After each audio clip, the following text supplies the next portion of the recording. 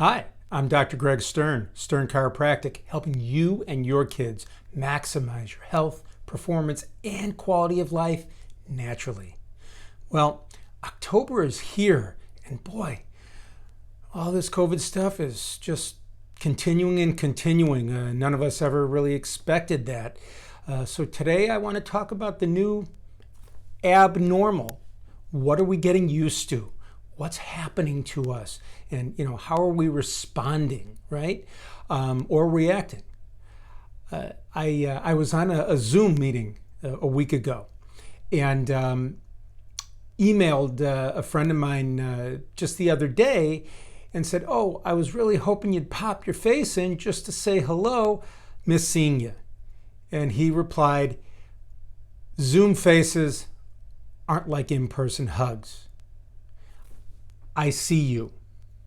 So he's seeing things at a much deeper, more connected level.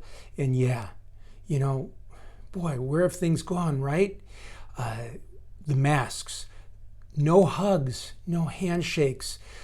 Last month's newsletter was all about making sure you talk to your kids, give them hugs, help them understand or help them know that you're listening and you understand what they're going through by, quote unquote, being isolated in the house, or if they are able to go to school with masks and being separated, our new abnormal. So the question becomes, how are you handling it? How are you feeling about it? And what can you do? Well, today I just wanted to briefly discuss the fact that it's important, really, really important, to talk about your feelings and experiences. You see, with chiropractic, we deal with the nerve system, our master control system. I'm always checking my practice members to see if their brain is communicating with their body and their body with their brain. Because if they don't have proper communication, their body won't work well, they won't be healthy, and guess what? Their immune system certainly won't be up to snuff, and they will have a substantially higher chance of getting sick if they have some sort of exposure, i.e. COVID. And so my job as a chiropractor is to reconnect that brain-body communication by clearing the nerve system interference that we call subluxation. What causes that subluxation? It is stress. Chemical, physical, and mental, emotional stress. I've got newsletter after newsletter, 20 years of them, on my newsletter archive at sternchiro.com. And please feel free to go to sternchiro.com, look at the newsletters, use the search box. You can look up all different health and wellness topics, anywhere from stress management to deep breathing, to exercise, to eating healthy, to sleep. All these topics are all there and many more. And please, they're there for you to use for free and share them with your friends. But what I've always said is, you can get up from a junk food meal and reduce your chemical stress.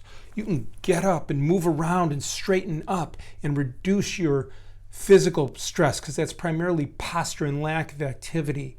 But you know what? If you have the emotional stress we're all experiencing with this lack of human interaction, or issues with your spouse, your friends, work, whatever it may be, that stress doesn't just go away when you get up from the table. As I talk about with the kids when I used to go to the schools when things were really, normal, when I would talk with them, I'd say, you carry around that stress like it's a 100-pound backpack. And every time you have more emotional stress, it gets heavier and heavier if you don't do something to address it. It's the hardest one to address, but also has the biggest impact on your health. So as a chiropractor, what do? First of all, I clear your nerve system, because that de-stresses your system. It empties your bucket of stress, and it restores the body's capacity to handle stress. And then I work with you on things like deep breathing, meditation, stress management tools. Again, there's just a whole litany of things that can be done. And guess what? If you address your eating habits and make them healthier, and you address your exercise habits and become more active and possibly improve your sleeping postures, these things all reduce the amount of stress your body's experiencing and give you more resources to handle some of the other stressors. Again, I see people, I was able to social distance connect with a couple of friends last weekend, and we met at a patio, outdoor patio, and you walk up and you're like, you don't know what to do, right? You want to go and shake their hand or give them a hug, and you end up, okay, is it a long distance elbow bump or a long distance fist bump? It's the weirdest thing, and it's just so uncomfortable. It is for me. It's so uncomfortable. Maybe you're becoming used to it. Maybe you've never been a hugger or a handshake or whatever it is, but this lack of personal contact is really having a negative impact. Again, not only on us, but our kids.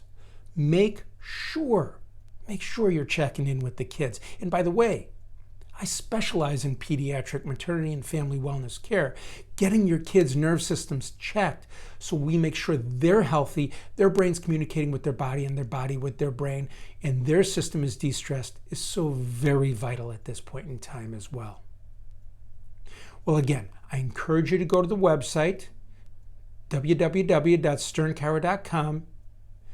Look in the newsletter archive, use the search box to search up topics of interest. I'll try to link some stress management links under this video. I hope it's been helpful. I hope you share it with your friends, and I hope you have a wonderful month. Peace.